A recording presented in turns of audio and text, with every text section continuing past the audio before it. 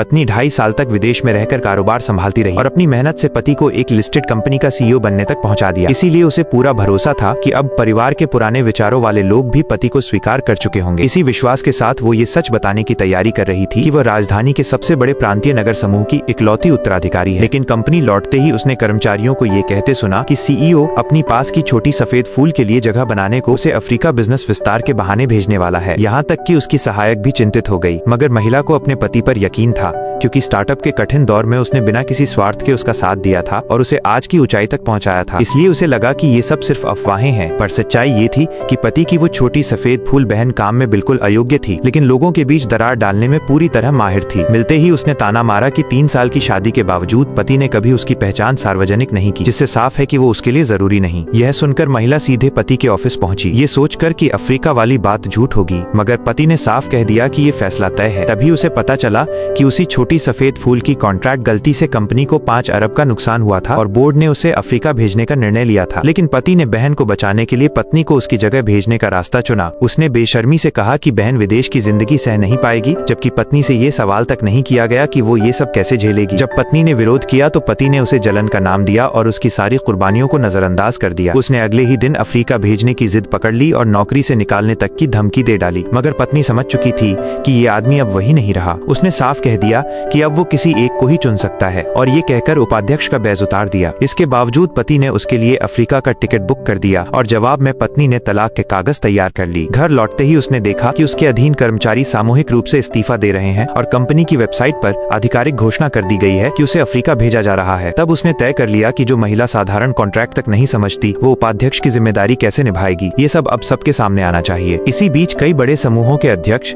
जिनकी पूंजी उसी महिला की वजह से लगी थी, उसके घर की ओर रवाना हो गए, क्योंकि वे न सिर्फ अपने निवेश को लेकर चिंतित थे, बल्कि उसके साथ हुए अन्याय को भी देख रहे थे। उधर उसके अपने घर में छोटी सफेद फूल पहले ही बस चुकी थी। दोनों कपल पजामे में ऐसे घूम रहे थे जैसे वही असली पति पत्नी हो, और पति ने पत्नी से मुख्य शयन कक्ष छोड़ने तक को कह दिया। विदाई के नाम पर समुद्री भोजन की बड़ी दावत रखी गई, जबकि पति ये भूल चुका था कि पत्नी को समुद्री खाने से एलर्जी है और कभी उसकी वजह से वो अस्पताल तक पहुंच चुकी थी। जब पत्नी ने इनकार किया तो उसे जबरदस्ती आदेश सुनाया गया कि ये चर्चा नहीं बल्कि फैसला है। तभी पत्नी ने टिकट फाड़ दिया और तलाक के कागज सामने रख दिए। पति ने धमकी दी कि वो उसके सारे खाते फ्रीज कर देगा और उसे कुछ नहीं मिलेगा।